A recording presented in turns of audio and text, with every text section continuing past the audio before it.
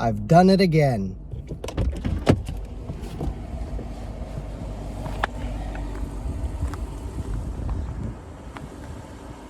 I got my hands on another supercar.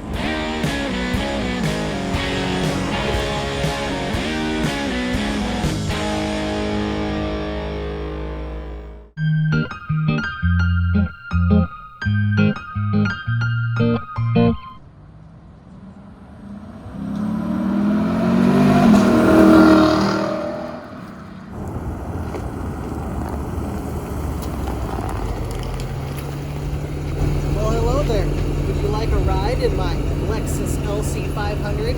Heck yeah! Welcome back to Rolling Stonks, guys. My name is CJ, and this time I have a Lexus LC 500.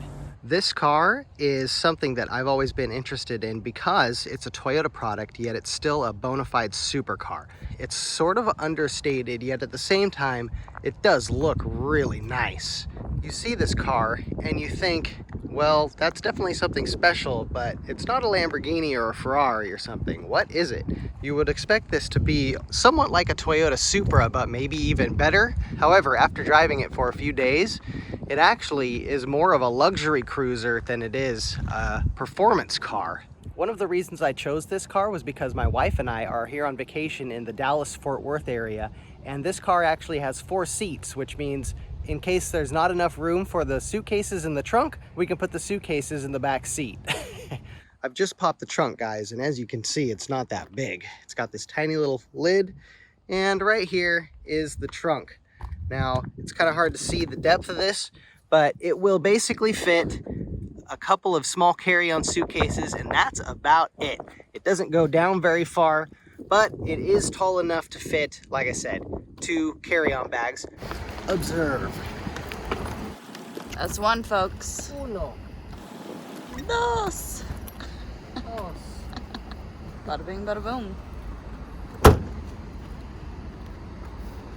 Rock on. One of the very interesting things about this car are the presenting door handles. You push that, and these guys come out, and then you pull there, and the doors to the Lexus LC 500 open up. This LC 500 has a very cool burgundy interior, and these are the front seats, and you can see it has back seats. There's the back seat, guys. It goes right to the back of the front seat. They're pretty small, like they usually are in these kind of supercars, but there is enough room here to put your bags if you need to put bags back here, and maybe even some people if you were brave enough to try and get them to fit back there. For a Toyota product, this car actually has quite a nice interior. It's got this leather sort of material with stitching. It also features carbon fiber in a lot of the places, like right here on the door sill. And the entire roof here is actually a big piece of carbon fiber. The wheels on this car are huge. Now, the owner did put the proper tires on here. He put some Michelin Pilot Super Sports on here, which are definitely the right tires. And as you can see, they're just thick boys. Sheesh! Look at the meat on them tires. One of my favorite things about this car is the sound. This car sounds better than pretty much any car I've ever driven. I'm gonna start it up, and even just starting up, it sounds so good. Let me show you guys. To start this car, you need to have the key, and you just push this button here. And you need to have your foot on the brake. Okay, I got my foot on the brake. I'm gonna push the button, and you'll hear the sound that this car makes when it starts. It's amazing. Ooh, that sounds so good. Let's go outside and hear it.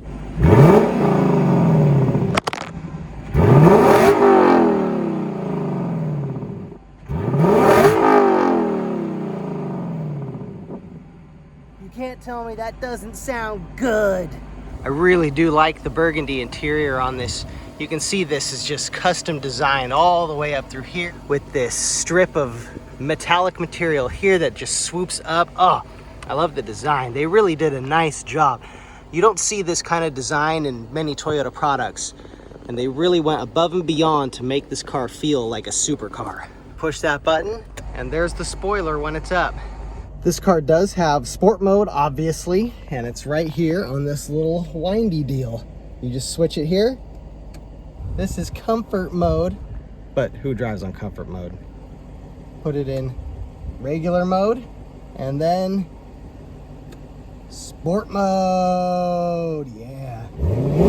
Oh boy, that thing sounds so good. Enough sitting here. Let's get in and drive this thing. Let's see what she can do. All right. So the e-brake's right there. It's already off. We've got it in normal mode. I'm gonna go ahead and just pop her into sport mode. And that's Sport S Plus. I don't know what that means, but we're leaving it in that setting for sure. Here we go.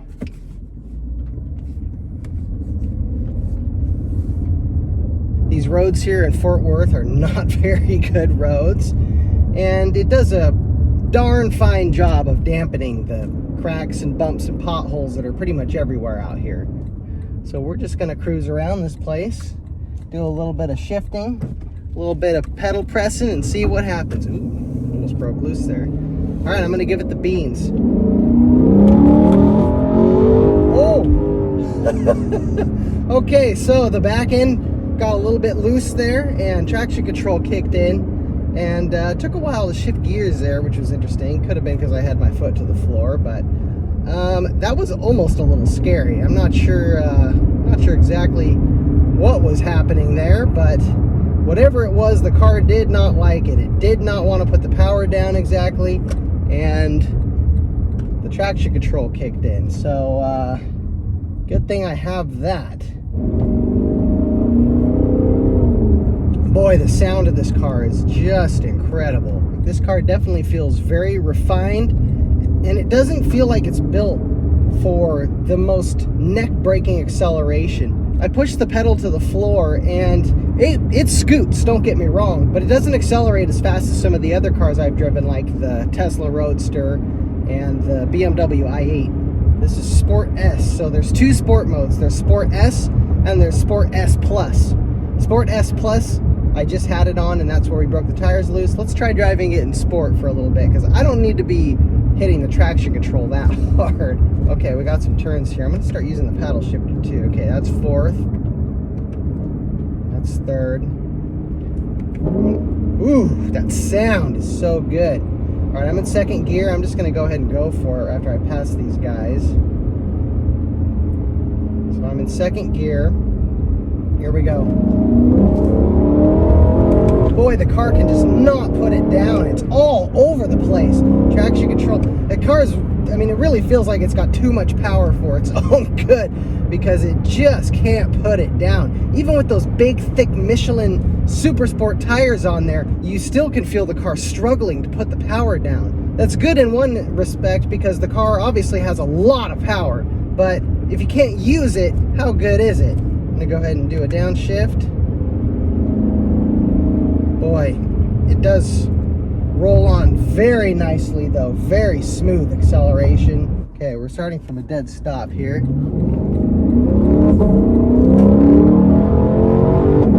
Oh, the shifts are near instantaneous. Look at that. There's a lake in Fort Worth.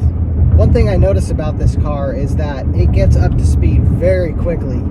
You push that pedal and you will be at a very high speed before you know it, and the car does not feel like it's going as fast as it's actually going. You can tell the car is very well built, very sturdy, and it does inspire a ton of confidence on the road. I'm gonna put this into Sport S Plus, and there's a car coming, so now I'm gonna go. Ooh, it almost broke loose and I'm barely touching it. All right, here we go. Foot to the floor. Oh, wow. I mean, I'm not gonna lie, it is quick. It is not exactly a slouch. Oh, it shifts so quickly, it's insane. Honestly, I'm starting to take back everything I said, guys. This absolutely is, by all intents and purposes, a performance car. And a very nice one to boot. One that you could easily daily drive and be very comfortable in. Woo! Oh! The sound the car makes when it shifts is just, mint.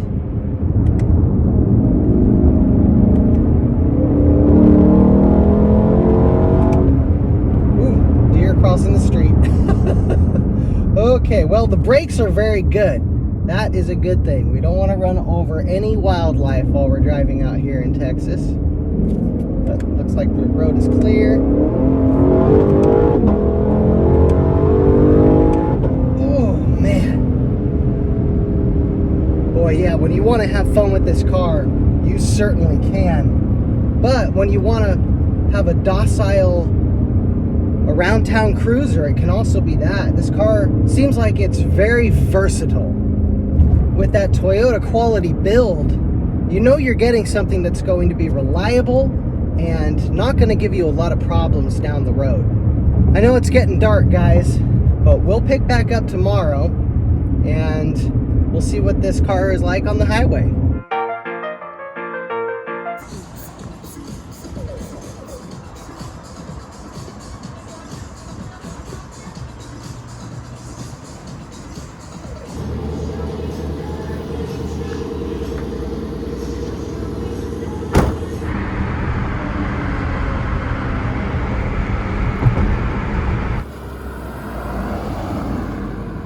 We are driving through the Wilton Block scenic section.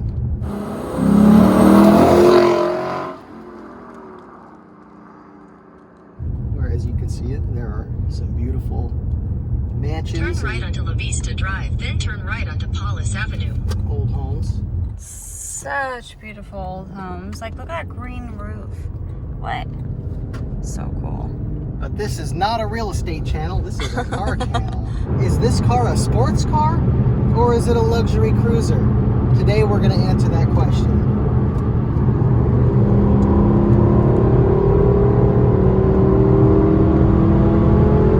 This car is very gentle and docile when it's in comfort mode. It seems a little bit quieter and the suspension seems a little softer. Lexus is definitely more known for its luxurious vehicles, and this one does not lack any creature comforts. It's like driving a Toyota that has the presence of a supercar. It's a great choice if you're looking for something that you can daily drive, park in your garage, not really have to be too concerned about the maintenance like you would a Ferrari, for example, but still have something that has plenty of presence when you pull up to the party. And when you stomp that accelerator, it moves.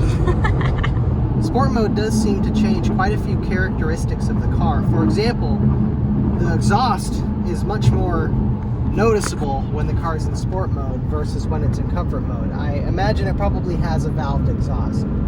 In addition, the car's shifts become much more quick and they shift at a higher RPM, so you really feel the car become more aggressive. The suspension is soft and smooth, yet still firm. I actually prefer this mode because I like the car to be ready when I want to push the accelerator to get around somebody. That sound though, oh my gosh, that sound is just absolutely incredible. Definitely one of the best sounding cars I've ever driven in my life. What do you think of the sound? Sexy. A sexy Lexi. Sexy Lexi. This car comes standard with a 5-liter V8 engine, made it to a 10-speed automatic transmission. And you can also get this car in a convertible version as well as a hybrid version if you're looking to be more fuel efficient and environmentally friendly.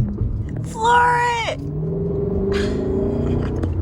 One of the things I don't like about this car is the steering wheel. This one is pretty generic. It feels all right, but I prefer a wood or carbon fiber steering wheel, and I think a steering wheel upgrade would be a good addition to this vehicle. I like to put my hand here sometimes and rest it at the bottom of the steering wheel while I'm driving, and here they actually put a piece of plastic in here, and you can't even put your fingers in here, and so you have to put your hand here or here, and I don't know. I don't like the way these steering wheels are designed. One interesting feature about this car are these touch lights. You touch the light itself and the light turns on and off. Do I consider this car a buy? I was just looking at pricing on this car, and apparently when it was new, it was only about $100,000, and now you can buy them used for about $100,000. So, for a supercar that's made by Toyota, that's not such a bad deal. You consider you're buying something that's going to be reliable, last a long time probably, and you're not really taking any depreciation hit. What really matters is the wife's opinion. What do you think about the Lexus LC 500? Cute and it's comfortable. It's a good road tripper. I mean, as long as it's cute, it checks the box. A car that can switch from a luxury cruiser to a street race car. This car checks both those boxes. But there you have it, guys. The Lexus LC 500. A great, versatile sports car and cruiser. Thanks for checking out my channel, guys. If you like content on cars like this, please subscribe to my channel. Peace out. Rock on.